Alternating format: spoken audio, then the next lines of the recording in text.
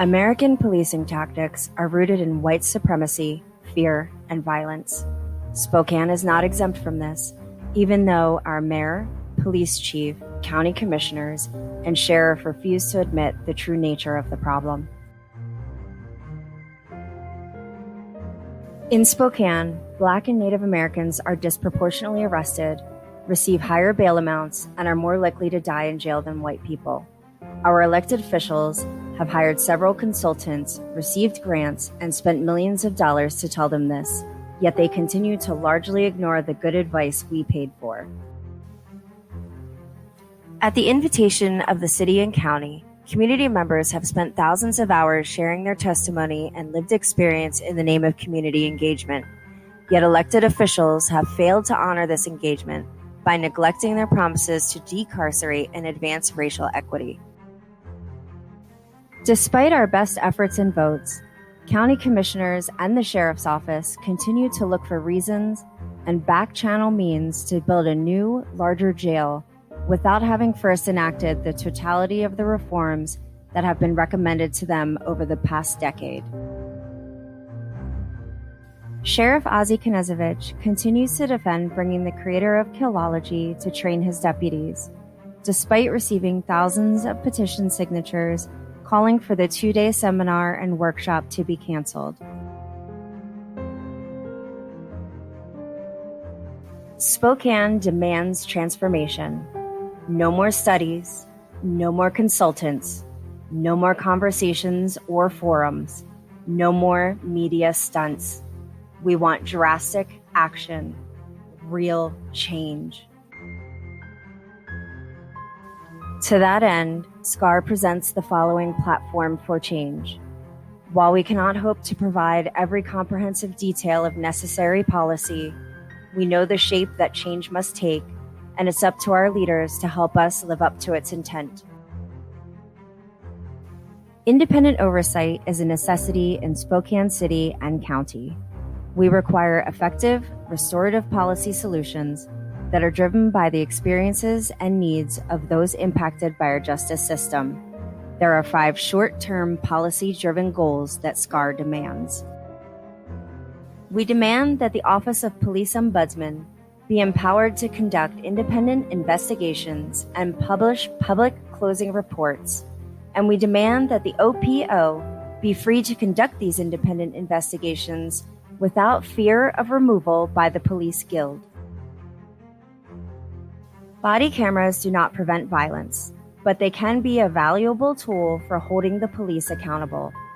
Turning off a body camera should come with an automatic charge of destroying evidence.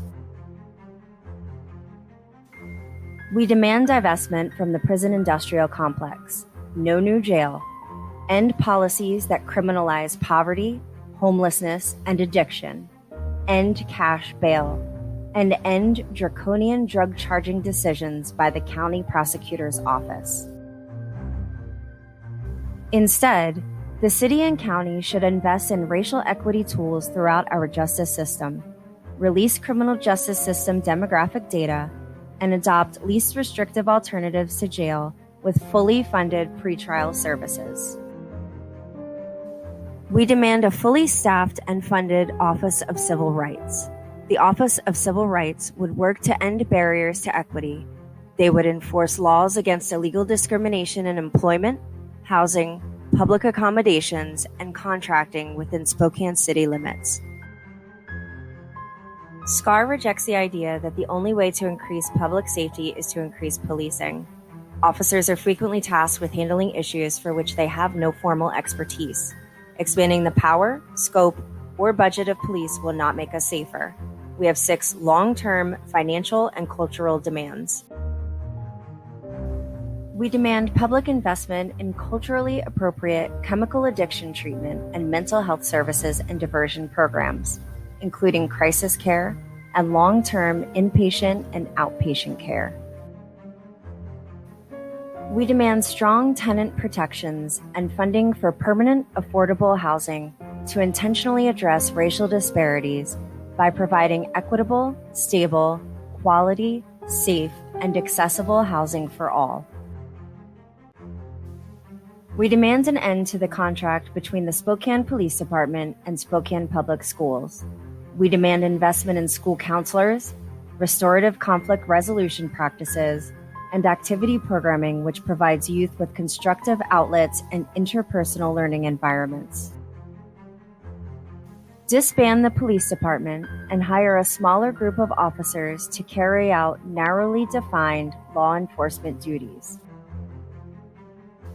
While we do not believe the most fundamental problems with American policing can be trained away, we support the will of Washington state voters who voted decisively in favor of Initiative 940.